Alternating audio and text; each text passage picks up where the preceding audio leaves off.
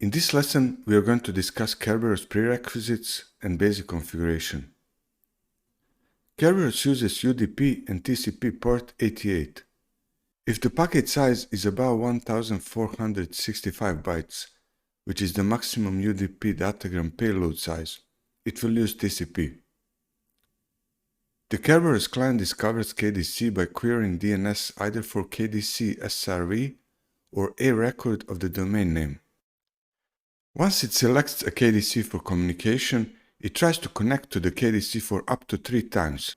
Initially, it waits 10 seconds for a reply, and will wait additional 10 seconds on each retry. After a failure, the Kerberos client forces discovery of another KDC. Kerberos depends on time, so it's critical to keep the time of all the domain members in sync. This is easily achieved, as domain members support time synchronization through Active Directory domain hierarchy. Basically, we configure the primary DC emulator in the root domain as an authoritative domain time server, which synchronizes its time with external NTP servers and then propagates the time to all domain members through clients' Windows time services. Other DCs in the root domain synchronize with the local PDCE, while domain members synchronize with any DC in their local domain. In subdomains, PDCE servers don't require any configuration. All DCs in subdomains synchronize either with the PDCE in their own domain or with any DC from the parent domain. Domain members in subdomains synchronize with any DC in their own local domain. Time synchronization is processed by Windows Time Service, which runs in each Windows OS. We need to set these registry values on the PDCE in the root domain. Announce flags control whether the computer is marked as a reliable time server. The default value for domain members is 10. We need to set it to 5 on PDCE in order to make it a reliable time server. These settings define time correction limits. NTP client type indicates which peers to accept synchronization from. We need to specify a list of the reliable external NTP servers by adding a space-delimited list of peers from which PDCE obtains timestamps.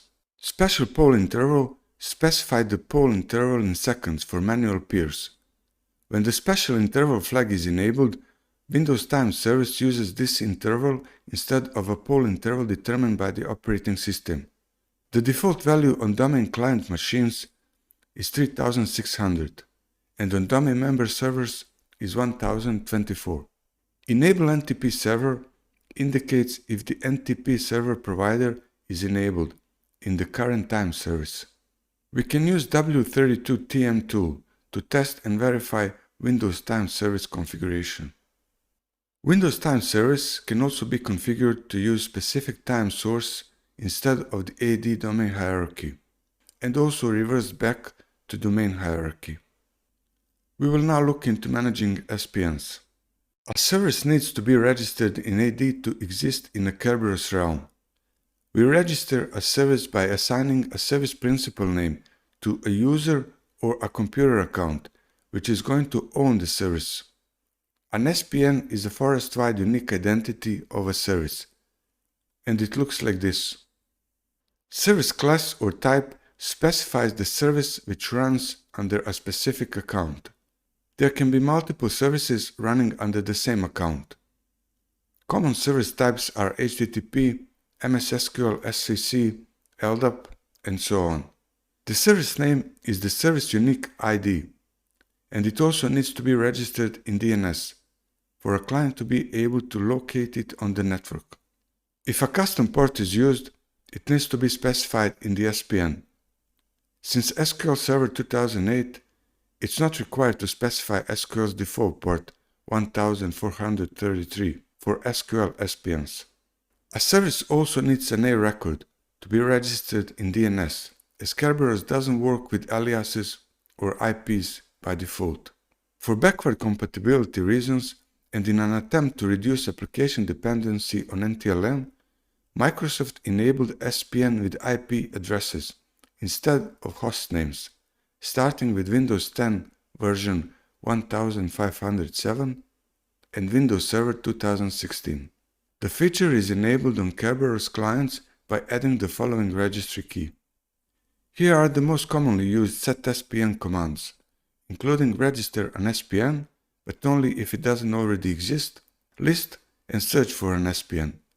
Before Windows 2012 R2, it was possible to register duplicate UPNs and SPNs in a forest.